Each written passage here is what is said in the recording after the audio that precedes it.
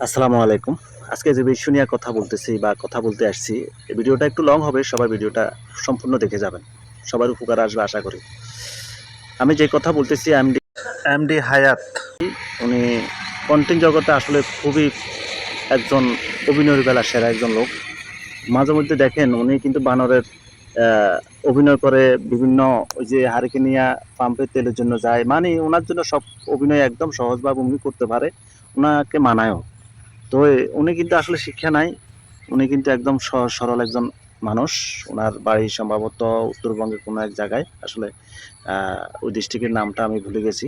যাই হোক, আমি স্ক্রিনে ছবি দিব, আপনারা অবশ্যই দেখলে চিনবেন। কিন্তু উনার সাথে একটা ২ নাম্বারি করা হয়েছে। তার সাথে যেই ২ জন আপন ভাই তার সাথে কাজ করত, তার পেজটাকে তারা মনিটরিং করত। কিন্তু এটার ভিতরে তারা চালাকি করে এই পেজটার নামটা চেঞ্জ করে এবং কি তাদের ব্যাংক অ্যাকাউন্টের নামটাও কিন্তু তাদের ওই ২ ভাইয়ের অ্যাকাউন্ট দিয়ে দেয়। কিন্তু ১,৪০,০০,০০০ টাকা পে আউট হয়েছিল। আবারও বলি, ১,৪০,০০,০০০ টাকা পে আউট হয়েছিল তাদের ওই পেজ থেকে, বড় পেজ থেকে। কিন্তু ওই টাকার ভিতরে মাত্র ওই যে এমডি আয়াতুল্লাহ ভাই পাইছে মাত্র ৩৫,০০,০০০ টাকা। আর বাকি টাকার কোনো হিসাব নাই। কিন্তু আয়াতুল্লাহ ভাই এত লক্ষ টাকা ইনকাম করা সত্ত্বেও উনি কিন্তু দেনা জর্জরিত। ওনার একটা গাড়ি, সুজুকি গাড়ি নিয়েছিল, গাড়ির কিস্তি।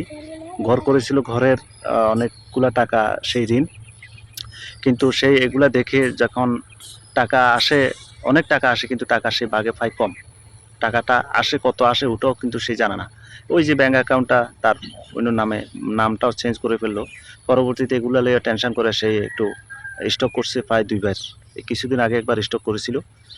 এই বিষয়গুলো আসলে থসফ বেলাল ভাইয়ের মাধ্যমে সরাসরি এই ভিডিওগুলা শুনছি এবং কি এমডি আয়াতুল্লাহ ভাইয়ের মুখ থেকে এই বিষয়গুলো আমি শুনছি। তো আসলে যারা কন্টেন্ট ক্রিয়েট করেন, যারা এই কাজ করেন, তারা কখনো অন্যকে এভাবে বিশ্বাস করবেন না। কারণ আসলে আজকে বিশ্বাসের ঘর বড় রকমের চুরি হয়। তো টাকার লোভ সবাই সামালতে পারে না।